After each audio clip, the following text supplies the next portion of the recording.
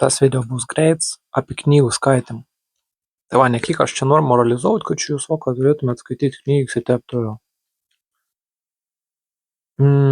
Aš tik noriu labiau pasakyti, kad jūs, jei neskaitot knygų, jūs daug ko prarandat, nes aš knygas irgi taip atradau, taip skeptiškai aš jiems žiūrėdavau, aš mokykloje tų knygų tikrai neskaitėjau, kad buvau tai sąrašą sudaryti,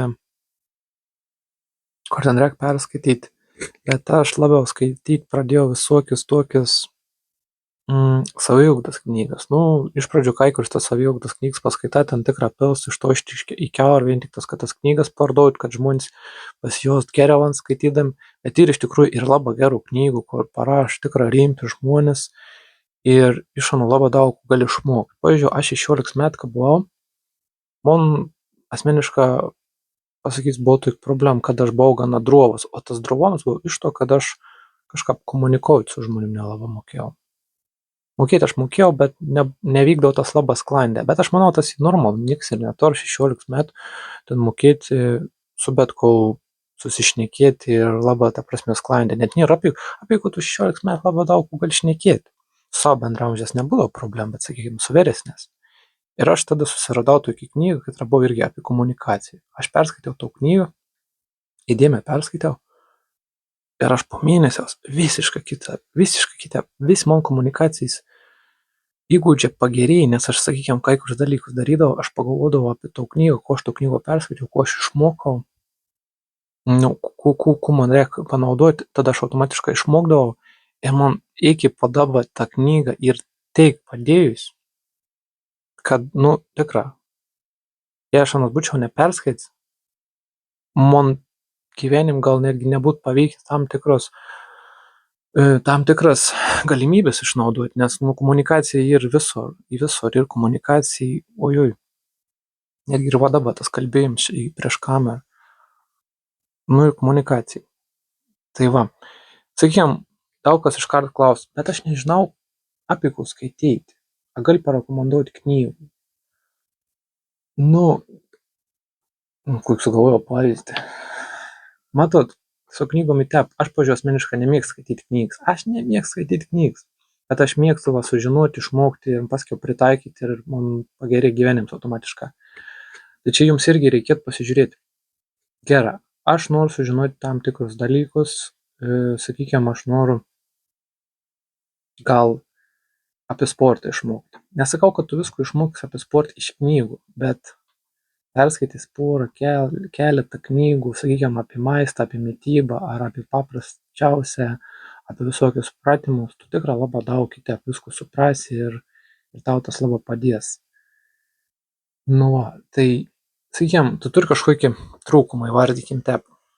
Tu esi gal silpnesnis kažkokio veito. Kad ir tuo pačiu komunikacijo ar kitus dalykus, tu susirandi tą knygą, temą, tu perskaitą ir tau tikrai nebus blogiau, bet tikrai, manau, tau tas padės. O kas į gerą su knygom, kad tas skaitimas, ons užtrunk ilgą ir tu negali informacijos labai greitai įsisavint. Kad kam skaityti knygas, tu gali pažiūrėti tik tas video. Gali pažiūrėti video, bet tas video greičiausiai bus kokį 10 minučių ir tu ten išgirsi porą gerų faktų, bet sakykime, kad tu knygą skaita ilgą, tu skaitans keliasdešimt valandų dažniausiai.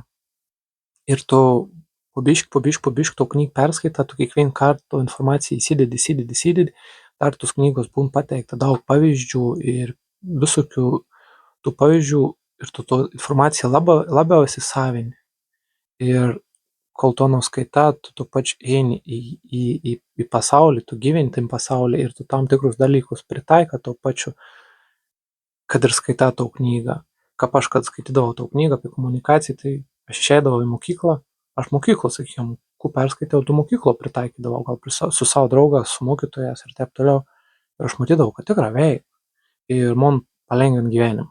Tai netgi, sakykime, netgi vyrams ir aktualu, kaip tai vis seksualinė dalyka turi būti, kad būtų viskas sklandžiai ir vienam būtų gerai ir antram būtų gerai.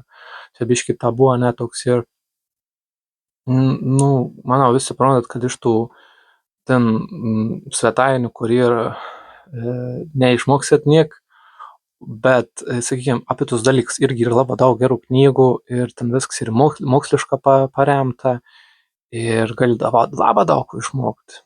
Tai va, knygas yra labai geras dalykas ir labai pigus palyginus. Ar tu pirksi kažkokius kursus, ar tu eisi kažkur mokytis, ar tu tiesiog nusipirksi knygą, kad yra vidutiniškai kainuoja 20 eurų ir tu perskaitysi per kokią savaitę, 2 ar per mėnesį, bet tai tas ir labai verts dalykas tau pinigų ir laiką. Tai va, skaitykit knygas, manau, tikrai nekeiksit manęs, kad va perskaityt kažkokį knygą vien dėl to, kad aš patariau perskaityti knygas. Aš pats jas perskaičiau, esu taip skaičiavęs, kokių 80 tai tikra, bet gal netgi ir 100. Ir iš tų visų 100 knygų nebuvo visas ten, kad sakyčiau, rekomenduočiau, bet iš tų 100 knygų buvo bent jau kokius 30, kur tikrai labai stipriai padėjo man gyvenime.